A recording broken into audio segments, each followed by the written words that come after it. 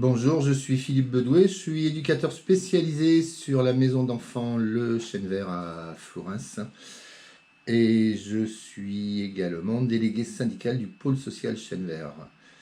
Accessoirement, je suis secrétaire du CSE, mais c'est pas avec cette casquette-là que j'interviens aujourd'hui. Bonjour, je suis Cathy Gallier, élue au CSE filière sociale enfance et secrétaire à l'APF sur l'antenne de Colomiers. Aujourd'hui, nous venons faire le compte rendu du CSE du 25 mars dernier. Je me disais, moi, qu'un petit point sur qu'est-ce que c'est qu'un CSE pouvait peut-être éclairer certains d'entre vous. Donc, grosso modo, le CSE, c'est une réunion quasi mensuelle actuellement pour la filière, qui réunit les salariés élus par l'ensemble des salariés de leur race. Il y a 26 ou 27 élus, dont 4 cadres, et il y a une quinzaine de titulaires. C'est une instance qui est présidée par 3 directeurs d'établissement, le directeur du pôle social Chêne Vert, qui est le président de l'instance, le directeur de l'APF et la directrice du foyer par gaminière.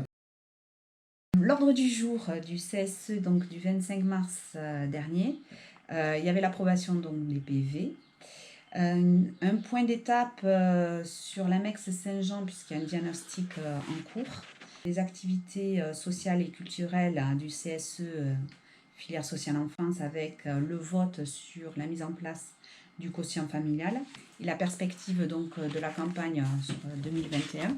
La finalisation du règlement intérieur qui permet le fonctionnement du CSE, l'information, consultation du CSE sur les projets d'établissement.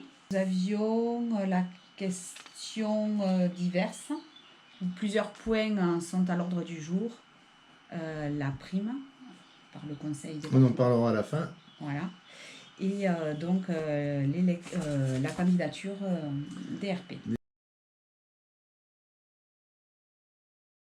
Nous avons décidé, les élus de la CGT, de faire des petits comptes rendus sous forme de vidéo pour plusieurs raisons, notamment par rapport au délai des PV, puisqu'il faut qu'ils soient approuvés à la séance d'après pour qu'ils soient diffusés. Donc on va essayer effectivement à chaque CSE de vous proposer un petit compte rendu, on va dire rapide, en vidéo, de façon à ce que vous soyez tenus informés. D'ailleurs, on vous remercie pour le retour de la précédente vidéo. C'est difficile de retranscrire une journée de séance en quelques minutes. Donc moi, je vous invite à commencer à lire la vidéo, puis d'y revenir. Donc sur YouTube, en dessous, il y a une petite flèche, c'est le sommaire. Donc n'hésitez pas à cliquer dessus et comme ça, vous avez tout l'intitulé de la vidéo et vous pouvez aller sur les points qui vous intéressent. Concernant le diagnostic MEX Saint-Jean, suite à l'enquête faite par la CSCT, il a été décidé de faire appel à un expert qui est Midi CTES pour venir faire un diagnostic renforcé sur cet établissement. Et dans le même temps, un COPIL avait été mis en place par la direction. Donc pour les non-initiés, COPIL, ça veut dire comité de pilotage. C'est un groupe de directeurs qui prennent en main un établissement quand il est en grande difficulté. Nous avons apporté ce point-là en séance pour que les salariés puissent avoir un point d'étape, pas tellement pour connaître les modalités d'intervention du COPIL, puisqu'ils l'ont déjà fait au préalable et qu'ils ont adressé un courrier à l'ensemble des salariés sur leurs modalités d'intervention. Pourquoi une expertise? Pourquoi un COPIL? En fait, tout simplement, au mois d'octobre, des élus CSE ont alerté le CSE et la présidence sur ce qui, à leur avis et analyse, présentait un danger pour les salariés, à savoir qu'il y avait beaucoup de sorties de cet établissement. Une quinzaine de personnes ont quitté l'établissement en 2 ans et demi, ce qui en soi est un indicateur inquiétant. Et donc, il a été diligenté une enquête du CSSCT qui a effectivement considéré qu'il y avait de la souffrance au travail dans cet établissement. C'est ça qui a initié le déclenchement d'une enquête. Cette enquête est en cours, il y a un cabinet d'experts indépendants qui est en place et qui va recueillir des éléments pour élaborer un dossier et un rapport. Ils vont rencontrer les salariés, ils vont rencontrer la direction, ils vont faire des études de poste, ils vont travailler sur les documents légaux qui existent ou qui n'existent pas, de façon à faire un panorama le plus précis possible sur les difficultés et apporter des propositions de résolution du problème et des propositions d'action pour baisser la question des risques psychosociaux sur l'établissement. Voilà, quelques dates juste à se rappeler. Le 3 mai, il y aura un CSE extraordinaire pour entendre donc les retours du cabinet et les précaux, suivi d'un copil élargi parce que du coup ils prendront aussi acte du retour du cabinet. 4 mai, il y aura un retour fait auprès des salariés sur le site. Et en juin, il y aura un CSE extraordinaire pour le retour du copil.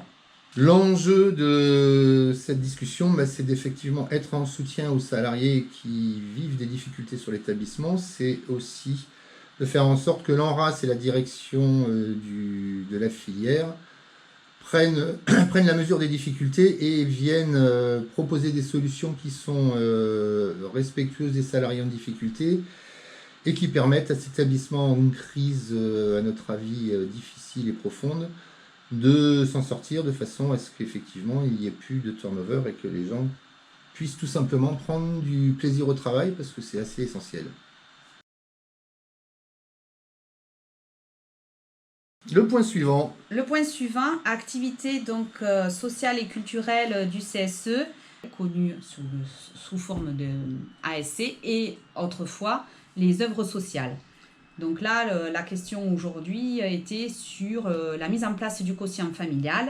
Pourquoi la CGT s'oriente sur une mise en place de quotient familial pour déterminer les tranches de distribution sociale ?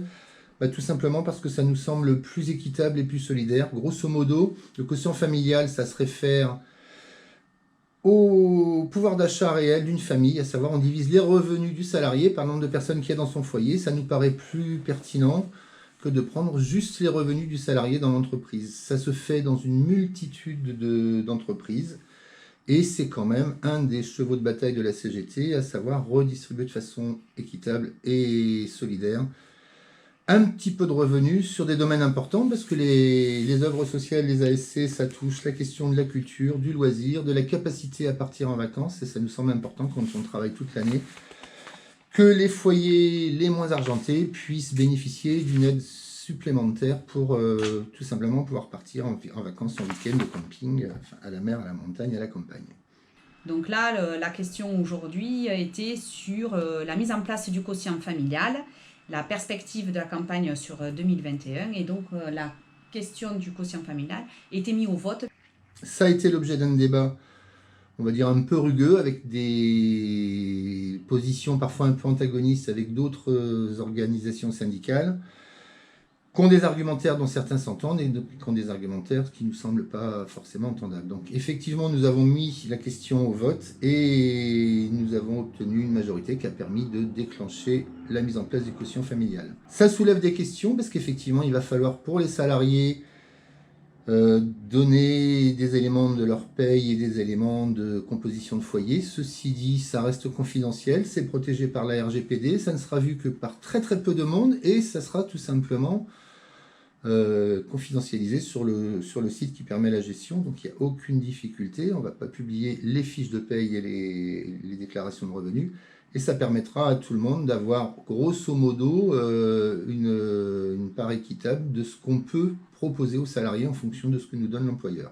Et pour ceux qui ne veulent pas envoyer leur feuille d'imposition, il y aura toujours la possibilité de faire une permanence sur place pour relever les éléments qui seront nécessaires. Et c'est vrai que moi, salarié de l'APF, anciennement, je peux dire qu'il n'y a pas de souci puisqu'on avait cette pratique-là de donner l'avis d'imposition aux élus et donc d'avoir des œuvres sociales en fonction du revenu fiscal.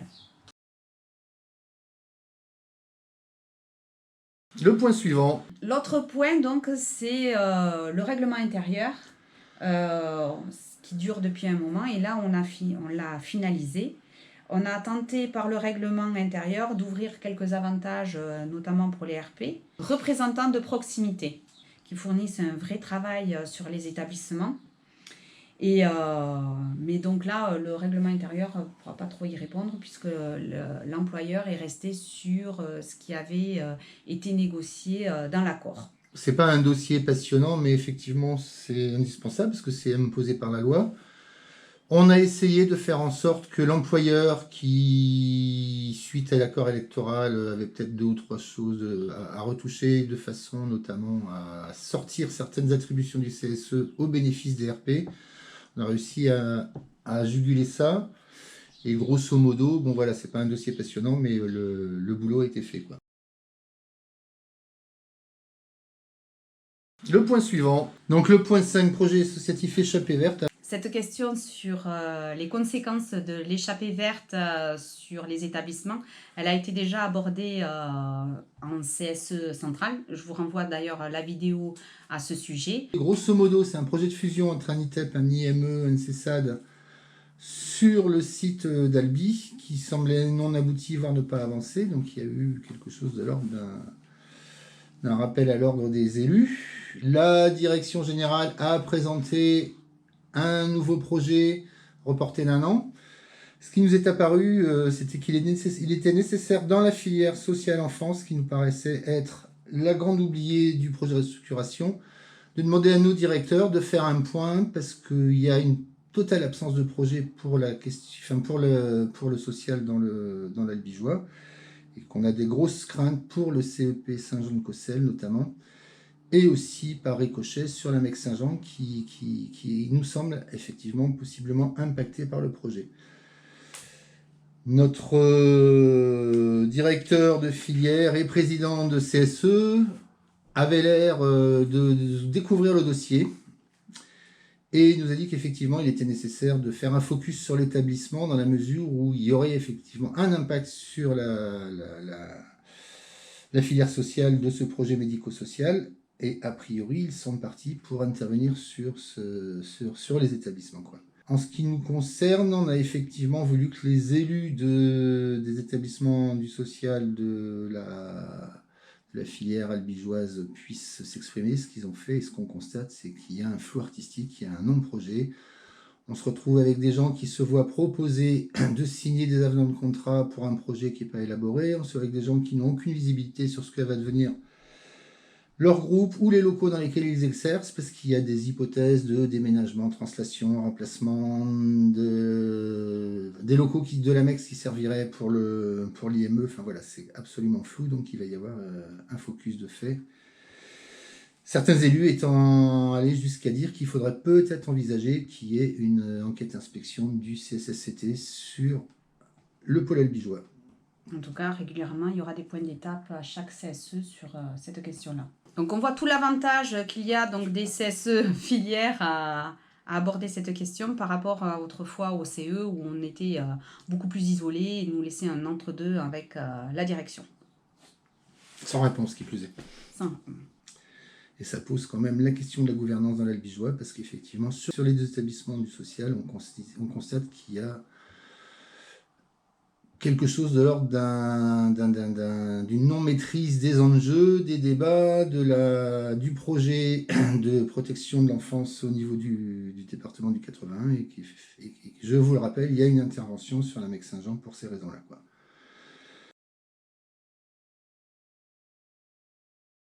Le point suivant. La question d'après était sur l'information consultation du CSE sur des projets d'établissement et de services. Avis et consultation, pas toujours possible parce qu'il y a des projets qui ont été mis en place. Donc on avait décidé de faire plutôt des avis. Voire des points de vigilance. Voire des points de vigilance sur certains points. Donc notamment 90 places de parcs gaminières. Alors ce qui est apparu pour parcs gaminières, c'est qu'effectivement... Ce projet qui aboutit, qui est déjà validé par le CD31, suite à un appel d'offres auquel l'ORAS a répondu, que ce projet allait fortement impacter l'établissement pour plusieurs raisons, notamment ça fait plus que doubler son effectif et d'accueil d'enfants et de salariés.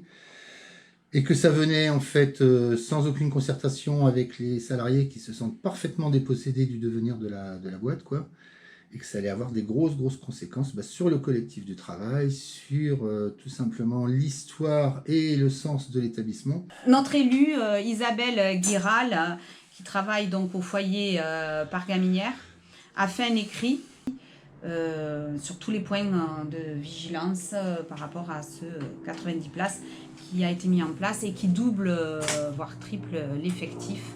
Et effectivement, un des élus CSE de rattachement de cet établissement a dit son inquiétude, voire sa colère. Hein. Il y a un autre projet 90 places qui est rattaché au pôle social, alors qui a plus d'ancienneté parce qu'il a été discuté avec les élus même avant les CSE et il a été discuté avec les RP pendant la mandature CSE. Alors ça a un énorme impact aussi, parce que 90 places en plus c'est beaucoup, même pour un gros établissement comme le pôle social. Mais du fait des économies, on va dire, d'échelle et compagnie, grosso modo, ça peut sembler gérable. Il n'en reste pas moins que ces deux projets concrétisent une volonté de l'État, à savoir continuer à faire de la prise en charge avec moins de moyens. Ça, c'est malheureusement dans les tuyaux et c'est contre ça qu'on se bat. Et il semblerait que ça soit compliqué, même pour l'ANRAS, de se battre contre ce type de projet. Nos directeurs et le président de filière nous disant que grosso modo, si l'ANRAS ne postule pas, ça sera d'autres associations qui le feront et qui le feront peut-être moins bien que nous. Ça reste à prouver. Nos points de vigilance concernant ces deux projets sont notre inquiétude sur la charge de travail que ça va amener sur les fonctions qui ne sont pas pourvues dans le projet. Moi, je pense notamment aux fonctions support, l'administratif, le RH, les ouvriers d'entretien et tutti quanti. Une autre inquiétude, c'est la capacité du bassin d'emploi toulousain à fournir autant de salariés en aussi peu de temps. C'est-à-dire qu'en gros, sur une année, il va falloir embaucher 50-60 personnes et on n'est pas certain, vu les salaires qu'il y a dans le secteur, qu'il y ait 50-60 personnes qualifiées qui viennent travailler sur des nouveaux projets où il faut en plus de l'expérience et de la compétence, quoi. La localisation des hébergements aussi, un autre point, parce que les déplacements vont être nécessaires. Donc, et ça va agir directement sur les conditions de travail des salariés. Donc, c'était un des points de vigilance. Avec en plus la difficulté à trouver 2 fois 90 hébergements en diffus, c'est-à-dire en appartement extérieur. Et une question quand même centrale, c'est que ces 90 places s'adressent à des mineurs autonomes de 16 à 18 ans. Et ça, c'est une grosse question parce que nous, qui avons quelques expériences en maison d'enfants, nous ne savons pas ce que c'est qu'un mineur autonome de 16, 17 ou 18 ans. C'est une question cruciale parce qu'on ne sait pas quels sont les moyens qui vont être alloués pour accompagner des enfants dont nous faisons, l'hypothèse qui ne sont pas autonomes à 16 ans ou 17 ans. Après, on reconnaît que le point positif aussi, c'est que les CDD vont pouvoir avoir des CDI, et c'est ce qu'on a dit aussi lors de l'instance, mais il faudra faire attention sur les mobilités internes et les qualifications du personnel. Il est clair que ça va créer de l'emploi, donc effectivement, par principe, nous n'y sommes pas opposés, nous sommes vigilants aux conditions de travail. Dernier point, on a porté l'attention de la direction sur le fait qu'il faut qu'il fasse attention aux cadres aussi, parce qu'effectivement, les cadres intermédiaires et les directeurs adjoints sont sous pression sur ces projets qui sont tout compte fait à déclenchement très rapide et qui ça a une surcharge de travail énorme du fait de ce qu'on leur demande sur un temps de travail qui n'est pas extensible. Le projet suivant, c'est le CEP du pôle social Chêne Vert. Donc c'est le seul sur lequel on était avisé à faire un vrai avis consultation, donc à émettre un avis voté par le CSE. Pour des raisons diverses et variées, notamment parce qu'on nous a présenté à peu près 800 pages de dossiers à étudier. À l'origine, en une semaine, on a repoussé donc en un mois, mais même en un mois, le temps dont on dispose n'a pas suffi à faire le tour de tous les projets. Il n'empêche que c'est un projet qui semble intéressant. Ça amène de l'insertion en appui à l'hébergement dans le cadre de la protection de l'enfance. Il reste des interrogations dans la mesure où, effectivement, il va falloir que nous ayons des précisions sur les budgets, sur la faisabilité, sur la capacité, là encore, de l'ANRAS à embaucher des salariés qualifiés et expérimentés pour tenir un projet, parce qu'on ne peut pas envisager qu'un tel projet soit fait qu'avec des gens qui débutent dans le métier, quoi. Donc nous émettrons a priori un avis dans une prochaine séance de CSE dont la date reste à Déterminé, déterminer. L'autre projet était donc l'accueil d'urgence sur le sud du département de la Haute-Garonne, les 0-18 ans.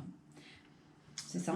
Là, nous avons un peu tiré la sonnette d'alarme parce que pour l'expliquer rapidement, c'est un vieux projet. À l'origine, qui devait être tenu et mené par le CDEF 31, donc le Centre départemental de l'enfance et de la famille, qui fait l'accueil d'urgence inconditionnel des 0-18 ans, 24 heures sur 24, 7 jours sur 7. C'est une institution qui est en difficulté pour mener cette mission qui est très très compliquée et qui avait le projet, pour des questions géographiques, de faire une antenne dans le sud du département, donc sur le bassin du Comminges, qui n'a jamais réussi à le faire, et donc il l'a mis sur le marché des appels à projets pour que les associations s'en emparent. L'ANRAS a postulé, a priori a remporté le projet. Il se trouve qu'effectivement, nous avons des questions qui sont un peu les mêmes que pour les 90 places et le CEP, à savoir comment on va pouvoir embaucher autant de monde sur un bassin d'emploi où les directeurs nous disent qu'ils ont déjà du mal à recruter et à fidéliser les salariés, donc il y a du turnover possible.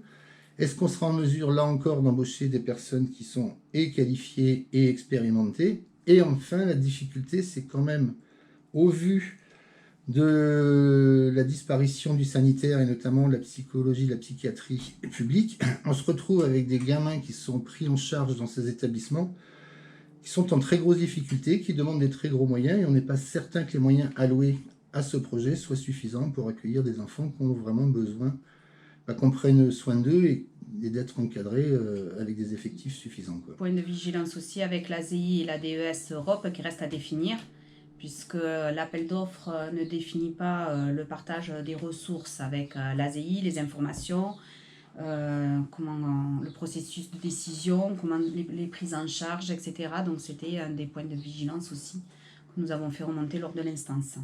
Donc on a demandé effectivement à l'employeur de nous apporter des précisions qui puissent permettre aux élus du CSE d'émettre un avis motivé au regard des documents qu'on leur fournira d'ici la prochaine séance. Voilà. Le dernier projet, c'était le Data Lamont-Fournet, qui existe depuis 2016, mais dont c'était renouvelé donc chaque fois. Et là, le renouvellement devait se faire donc en 2021 sur ce projet-là. La crainte aussi qu'il y avait auprès des salariés, c'est que justement, comme ça devait se renouveler régulièrement, c'était l'incertitude dans laquelle ils étaient plongés, quoi. Voilà. Donc on a émis aussi... C'est la raison pour laquelle on n'a pas émis d'avis particulier sur ce projet, si j'ai bonne mémoire. Oui, non, on a juste dit de pérenniser les postes, parce qu'à chaque fois, comme ça devait être renouvelé, voilà, pérenniser les moyens alloués. En conclusion, sur tous ces projets dont certains sont déjà aboutis, donc n'ont pas à être votés par les élus, on est sur quelque chose d'assez important, c'est-à-dire qu'il va y avoir 150 créations de postes en très peu de temps sur un an sur l'ANRAS. J'aimerais être sûr que l'ANRAS a la capacité à gérer ces projets et à venir en soutien aux équipes qui les montent et qui vont les porter. Nous serons vigilants donc aux conditions de travail de ces nouveaux collègues et nous vous invitons à nous solliciter donc sur l'adresse mail cgt.enras@gmail.com. Questions diverses, donc la désignation DRP, puisque la désignation DRP se fait lors des séances CSE. Il y a donc 2 nouveaux sur l'accueil commingeois et foyer par gaminière, et nous leur souhaitons donc bienvenue et on travaillera en collaboration avec ces 2 nouveaux RP. Et bon courage à vous, parce qu'effectivement, vu les projets qui s'adressent à vos établissements, je pense que vous n'allez pas manquer de travail. Okay. On va finir par la cerise sur le gâteau, je crois. D'accord. Il y avait la question de la prime, les circonstances de cette on a fait information ont été lors de la manif sur le 15 mars. Le 8 avril, il y a la prochaine. On a fait une découverte fortuite. Effectivement, on a fait une découverte fortuite, effectivement. Le 15 mars, il y avait un appel de la CGT et d'autres organisations syndicales à un rassemblement devant le conseil départemental 31. Il se trouve qu'il y a une délégation qui a été reçue et que dans cette délégation, il y avait des élus CGT et d'autres OS d'ailleurs, de l'ANRAS.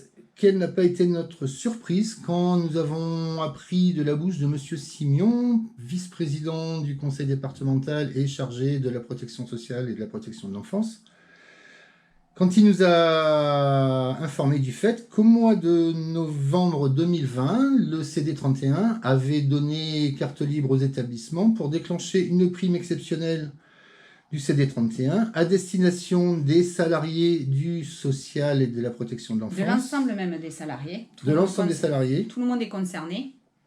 Une prime de 500 € qui a été donc votée. Il suffisait a priori aux établissements de dresser la liste des salariés éligibles à cette prime pour que la prime soit versée avant le 31 décembre 2020 de façon à ce qu'elle soit défiscalisée du fait que c'est une prime Covid, pour l'appeler rapidement. Nous avons donc interpellé l'employeur et le président de la filière de façon à ce qu'ils nous expliquent pour quelles raisons cette délibération du CD31 n'avait pas été suivie des faits. Notre président nous a dit qu'il y avait effectivement eu une information qui avait circulé, qu'ils avaient adressé une liste des salariés de l'ANRAS éligibles au CD31 et qu'il n'y avait pas eu de réponse. Notre réponse a été de lire textuellement la motion du CD qui n'invitait pas les employeurs à demander une autorisation pour verser cette prime, mais qui donnait l'autorisation à l'employeur de verser la prime en détaillant le fait qu'il serait remboursé sur le budget 2021. Notre président de filière s'est emparé du dossier, nous a-t-il dit, et il nous a dit qu'il nous donnerait rapidement des réponses. Nous attendons donc avec beaucoup d'espoir que cette prime soit versée à tous les salariés. A priori, ça ne sera pas sur le mois de mars parce qu'il était trop tard, mais ça serait certainement sur la paye du mois d'avril. Dossier à suivre. Donc nous espérons que ces vidéos vous conviennent, vous plaisent. On attend vos retours. N'hésitez pas à contacter vos élus CSE et RP CGT qui seront en mesure de vous renseigner sur des droits fondamentaux, vos droits au congé, les fiches de paye, les récupérations et tutti quanti. Si vous avez des idées aussi, n'hésitez pas à nous les faire remonter.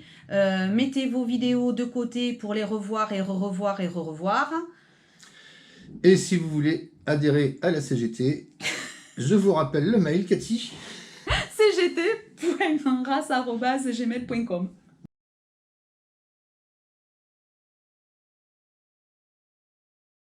Nous venons d'être avisés d'une belle victoire de la CGT, à savoir que sur Cop Emploi 31, donc la boîte d'intérim qui est la plus utilisée sur l'ANRAS, la liste CGT a fait 100% au premier tour, même s'il y a un second tour. Un grand bravo et un grand merci aux syndiqués CGT Cop Emploi, dont certains